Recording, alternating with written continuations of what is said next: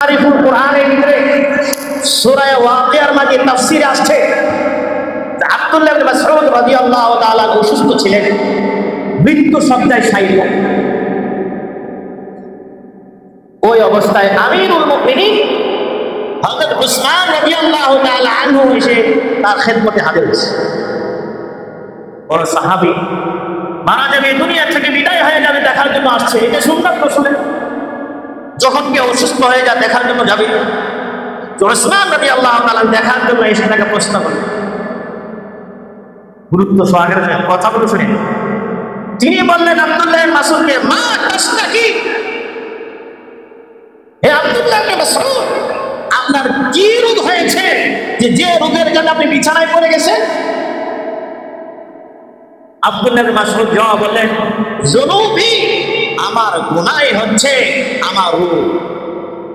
কি জবাব বললেন? আমার গুনাহ হচ্ছে এটাই আমার রোগ, অন্য কোনো রোগ নাই। আমার গুনাহ আমার রোগ, আমার গুনাহ আমাকে বিছানায় ফেলে দিয়েছে। আর আমরা গুনাহকে কিছু মনে করে নাই। কথা বলেন ঠিক কিনা? আর উনি বলতেছে আমার গুনাহ আমার রোগ, অন্য কোনো আমার রোগ নাই। উসমান রাদিয়াল্লাহু বলেন, মা তাশতাহি, তাহলে আপনি কি চান বলেন, আপনার আত্মাটা কি, আপনি এই মুহূর্তে কি চান? তিনি জবাব দেন, রাহমাত রাব্বি, আমি আমার প্রভুর দয়া চাই। সুবহানাল্লাহ বলেন, কি চাই? এই মুহূর্তে আমার যেটা দরকার সেটা হচ্ছে আমার আল্লাহর দয়া, আল্লাহর মেহেরবানি। সুবহানাল্লাহ। উসমান রাদিয়াল্লাহু বলেন, হাল উরসিলু ইলাইকা তাবিবান, আপনি অসুস্থ হয়ে গেছেন, আপনার চিকিৎসার জন্য কোনো ডাক্তার ডাকবো কি? আব্দুল্লাহ ইবনে মাসউদ বলেন, আত-তাবিবু আমরাজানি, আপনি ডাক্তার ডাকবেন, যিনি ডাক্তার বড় ডাক্তার, উনি তো আমাকে রোগী বানিয়েছে। সুবহানাল্লাহ বলেন, ডাক্তার ডাকাতে তো বলছেন, যিনি ডাক্তার, সবচেয়ে বড় ডাক্তার, উনি তো আমাকে রোগী বানাইছে, আর কাকে ডাক্তার ডাকবে? সুবহানাল্লাহ বলেন না? তিনি বললেন, হাল আমুরুকা বিআতা, আপনি অসুস্থ হয়েছেন, ছেলে মেয়ে আছে, আপনি কামাই করতে পারেন, কিভাবে খাবেন? তাহলে সরকারি ভাত আপনার জন্য চালু করে দিব? আব্দুল্লাহ ইবনে মাসউদ বলেন, লা হাজাতা লি ফিহা, না, সরকারি ভাত আর আমাদের প্রয়োজন নাই। সুবহানাল্লাহ বলেন। আর আমরা সরকারি ভাতা পাওয়ার জন্য রেশনের পান খাওয়ার জন্য পাগল হয়ে যায়। কথা বলেন ঠিক কিনা? যে খেতে পারে না সে আরো বেশি খায়। কথা বলেন ঠিক কিনা? গরিব দুঃখীদের সম্পদকে ধনীরা লুটে ফুটে খায়। কথা বলেন ঠিক কিনা? রেশনের চাল বাড়িওয়ালাদের জন্য দেয়, গাড়িওয়ালাদের জন্য দেয়, তাদের দিকে যারা গরিব দুঃখী তাদের জন্য। কিন্তু দেখা যায় গরিব দুঃখীর সম্পদ বাড়িওয়ালা খায় বসে দেয়। কথা বলেন ঠিক কিনা? আব্দুল্লাহ ইবনে মাসউদ কি বলে, লা হাজাতা লি ফিহা, সরকারি মালের আমার প্রয়োজন নাই।